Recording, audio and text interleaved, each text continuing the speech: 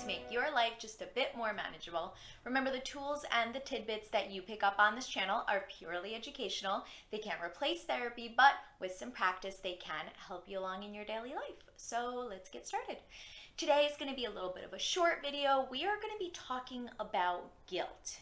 Now, what I'm going to be talking to you about can be applied to the emotion of guilt, which sometimes we get stuck in and go in a circle, but it can be applied to other emotions as well that you find yourself getting very stuck in. Guilt normally, when we experience it, tends to go, I think about it in a circle. So we feel really, really bad that we're not doing what we're supposed to be doing, and we feel really bad about it, so that makes us less motivated to do it, and then we feel really bad about not doing it, and we start again, right? So when I had to write my dissertation, for example, to become a doctor, all I felt was guilty because anything I was ever doing, let's say I was going to the movie theater or going out to dinner, in my mind, I felt so guilty. So there was no point of going out and having fun because I would always feel really guilty. Well, I really should be starting my dissertation. I really should be writing this part of my dissertation. I really should be dedicating time to doing that assignment, right? And so that started the circle. Now, would I do anything about that? No. I just kept feeling guilty, which made me sadder and less motivated. And then at the beginning, I really should be blah, blah, blah, right?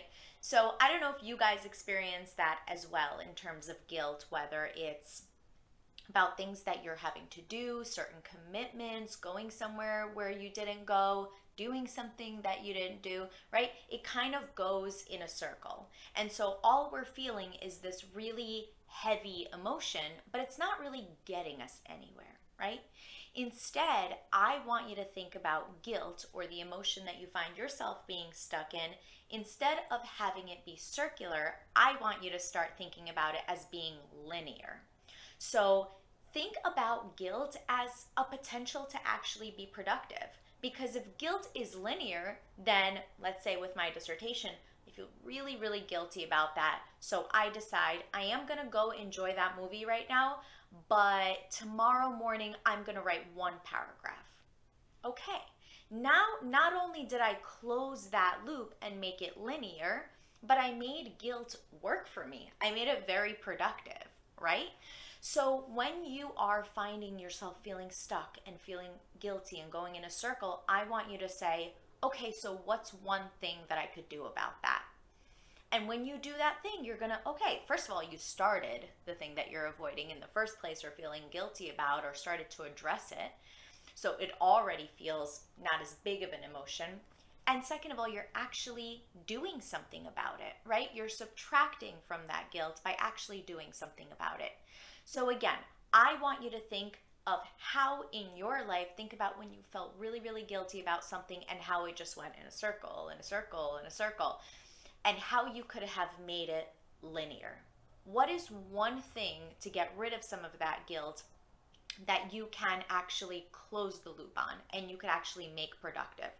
Let's say your room is just a mess. And that doesn't feel good for any of us, right? A lot of times our rooms or our environment reflects how we're feeling. So if our room is a mess, we're not feeling so hot, right? And it makes our mind feel cluttered, and that goes in a circle too, right? It makes us more demotivated and feel like more of a mess, which makes the room more of a mess. Okay, you can either feel really guilty every time you come into your room. Oh, I feel so bad. My room is so messy. I don't even know where to start. Oh God, I feel so bad. My room's so messy. I wouldn't even know where to begin to pick up. I'm probably just going to do it tomorrow, right? Or you could say, walk into your room and say, oh, my room's really messy. I hate this. I feel so terrible that my room looks like this. I'm going to pick up 3 shirts right now. That's all. Just 3 shirts.